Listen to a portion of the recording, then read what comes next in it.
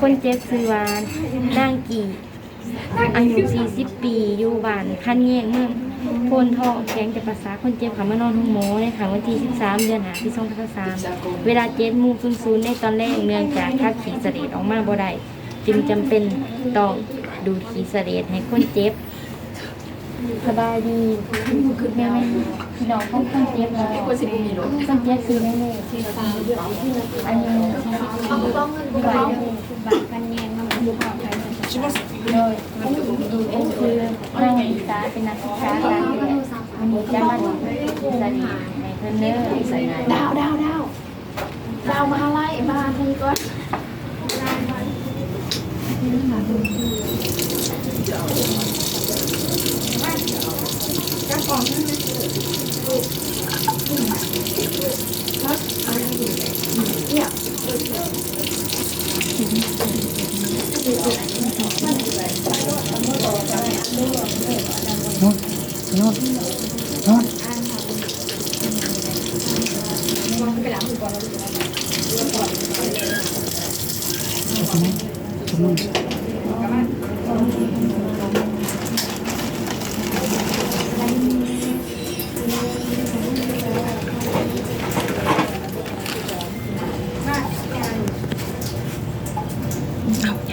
ถ่ายคลิปเนี่ย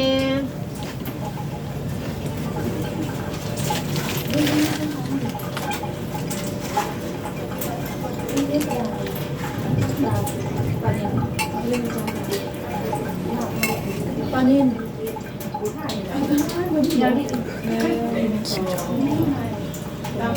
เป็นเกมซื้อโบเป็นอันนี้แบบมีอยู่บ้านเนี่ยกับตัวเป็นจะต่างเขาไม่ได้เนี่ยตัวนี้ก็เลยอาจจะนี่อาการเป็นนี่ใจไว้อ้วนก็ไหวนี่อ่ะมันหัวใจมาจากรายงานภาพเหตุการณ์ในทีในที่การในแย่คุณเจ็บเนาะรายที่หนึ่งเป็นที่ไหนที่เจ็บมาก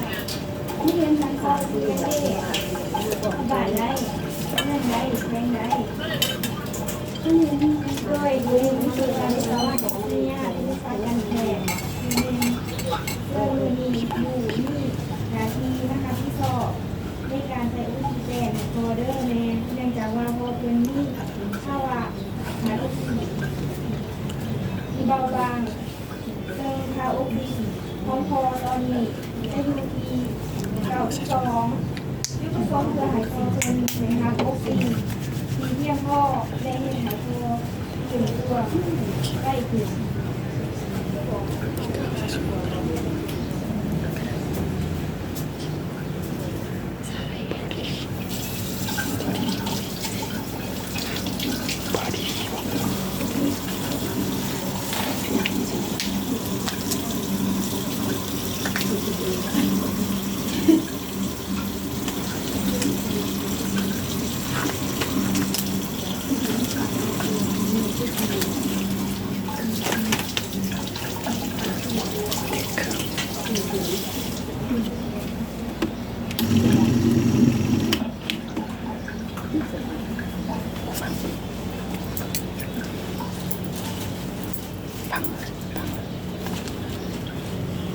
เขาว่ามีอย่าง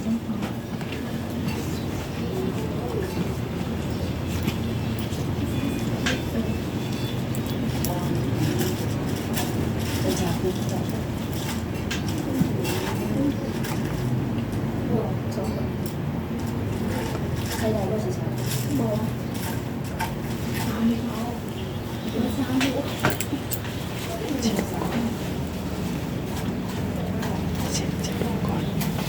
3 เดือน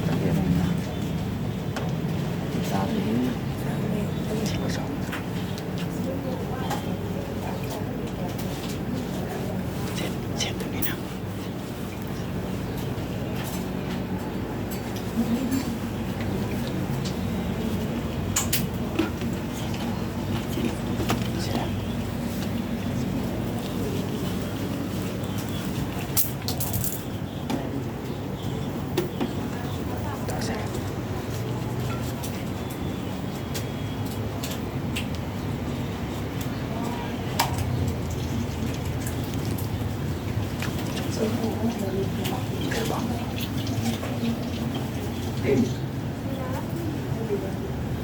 ็ดปากก่อนเช็ดปากเช็ดปาก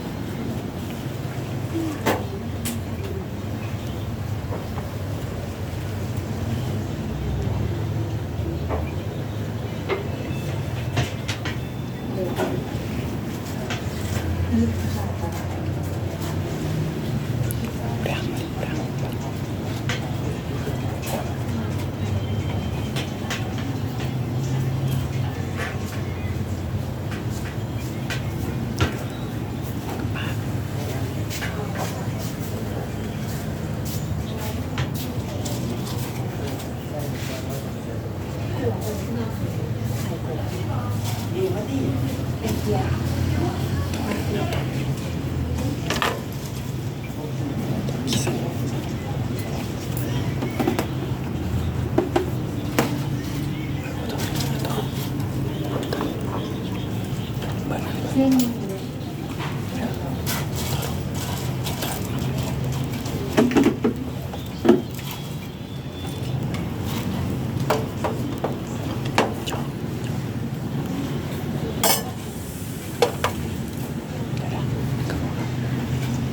เลือกการอยู่ที่เสรีข้องพอมันเนี่ยเป็นที่ทำหอเลือกเส้นพอซับซ้อนได้